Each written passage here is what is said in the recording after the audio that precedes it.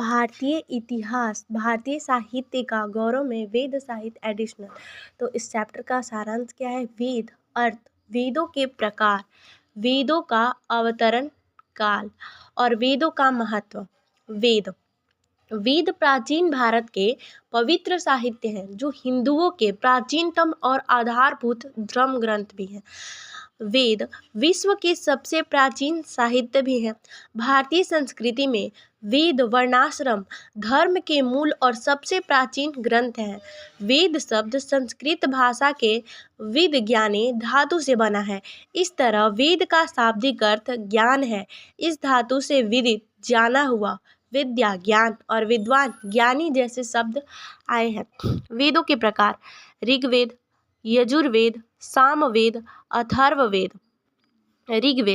ऋग्वेदों को चारों वेदों में सबसे प्राचीन माना जाता है। इसके दो प्रकार में इसको बांटा गया है। प्रथम प्रकार में 10 मंडलों में विभाजित किया गया है। मंडलों को सूक्त में और सुत को कुछ ऋचाएं होती हैं। कुल ऋचाएं 10,627 है। ऋग्वेद में 64 अध्याय हैं और 8 अध्यायों को मिलाकर एक अष्टक बनाया गया है।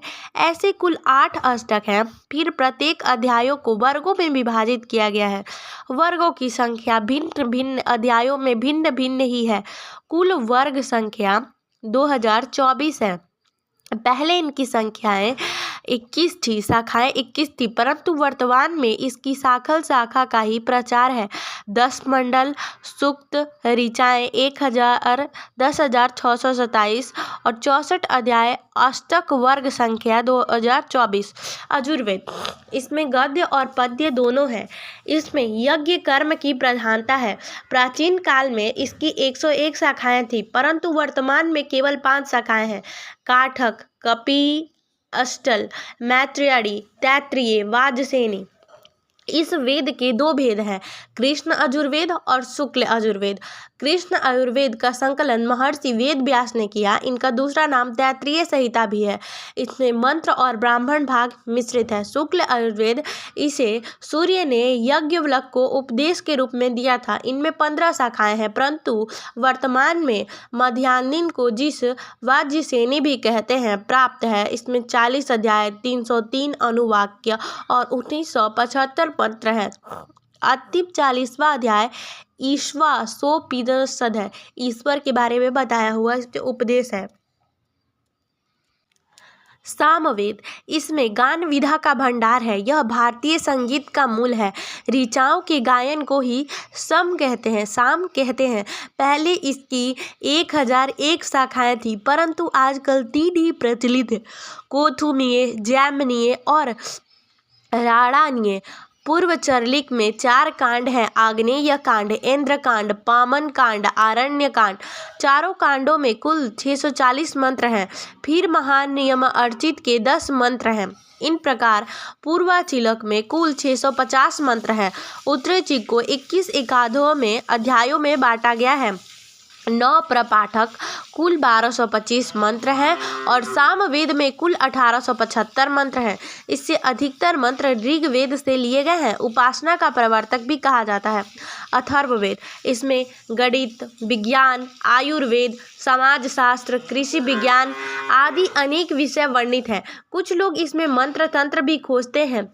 जहाँ ब्रह्म ज्ञान का उपदेश होता है, वहीं मोक्ष का उपाय भी बताता है। इसे ब्रह्म वेद भी कहते हैं। यह 20 कांडों में विभक्त है। प्रत्येक कांड में कई सूत्र और सूत्रों में मंत्र। इस वेद में कुल 5,977 मंत्र हैं। इसकी आजकल 2 शाखाएं हैं, शैणिक और पिप्लपाद ही उपलब्ध है। अर्थवेद का विद्वान चारों वेदों का ज्ञाता होता है।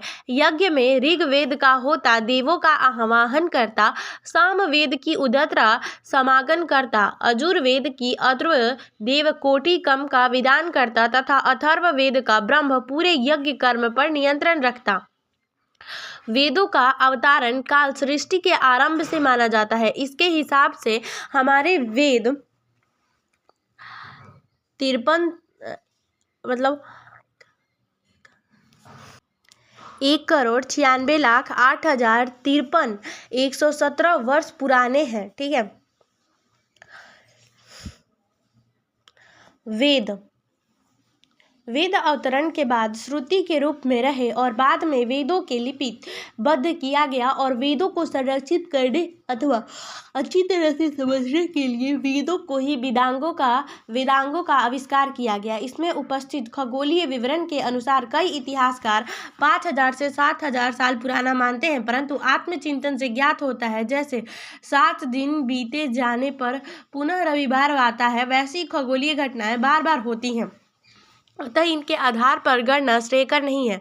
वेद हमें ब्रह्मांड के अनोखे, अलौकिक एवं ब्रह्मांड के अनंत राज बताते हैं जो साधारण समझ से परे है। वेद की पुरातन नीतियों और ज्ञान इस दुनिया को न केवल समझाते हैं अपितु इसके अलावा वे इस दुनिया को पुनः सुचारू तरीके से चलाने में मददगार साबित होते हैं, है ना। अब क्या है, वेदों का महत्व हम लोग समझेंगे, ठीक है। प्राचीन काल में भारत के वेदों का अध्ययन और व्याख्या की परंपरा रही है। वैदिक सनातन धर्म के अनुसार वैदिक काल में ऋषि मुनियों और दार्शनिक ने शब्द प्रमाण के रूप में इन्हीं को माना है और इनके आधार पर अपने ग्रंथों का निर्माण भी किया है। पराशर, कात्यायन, याज्ञवल्क्य, व्यास, पाणिनि आदि को प्राचीन काल के देव वेदता कहते हैं। वेदों को विदित होने यानी 4 ऋषियों के ध्यान में आने के बाद इनकी रचना करने की परंपरा रही है। इतिहास, महाभारत, पुराण आदि महान ग्रंथ वेदों का व्याख्यान के स्वरूप में रचे गए। प्राचीन काल और मध्य युग में शास्त्रार्थ इसी व्याख्या के कारण हुए। वेद वेता महर्षि स्वामी दयानंद सरस्वती के विचार में ज्ञान, कर्म, उपासना और विज्ञान वेदों के विषय हैं। जीव, ईश्वर, प्रकृति इन 3 अनादि नित्य सत्याओं के रूप का ज्ञान केवल वेदों से ही होता है। वेद में मूर्ति पूजा को अमान्य कहा गया है, ठीक है, अमान्य कहा गया क्योंकि उस टाइम तो भगवान होते थे ना। कणाद ने वेदों को दर्शन और विज्ञान का भी स्रोत माना है। हिंदू धर्म के अनुसार सबसे प्राचीन नियम विधाता महर्षि मनु ने कहा, वेदो खली धर्म मूलम खील रहितम वेदम, अर्थात समग्र संहिता, ब्राह्मण, आरण्य और उपनिषद के रूप में वेद ही धर्म और धर्मशास्त्र का मूल आधार है। न केवल धार्मिक किंतु ऐतिहासिक दृष्टि से भी वेदों का असाधारण महत्व है। वैदिक युगों के आर्यों की संस्कृति और सभ्यता को जानने का वेद ही तो एकमात्र साधन है। मानव जाति और विशेषतः वैदिक ने अपने प्रारंभिक समय में धर्म और समाज का किस प्रकार विकास किया है इसका ज्ञान केवल वेदों से मिलता है। भारतीय भाषाओं की मूल स्वरूप निर्धारित करने में वैदिक भाषा अत्यधिक सहायक सिद्ध हुई है। तो ये चैप्टर खत्म होता है। अगला जो हम लोग का इकाई 2 है उसको पढ़ेंगे। यूनिट 1 खत्म हो गया है, आइडियाज ऑफ भारत का। यूनिट 2 में भाषा और लिपि। Thank you so much.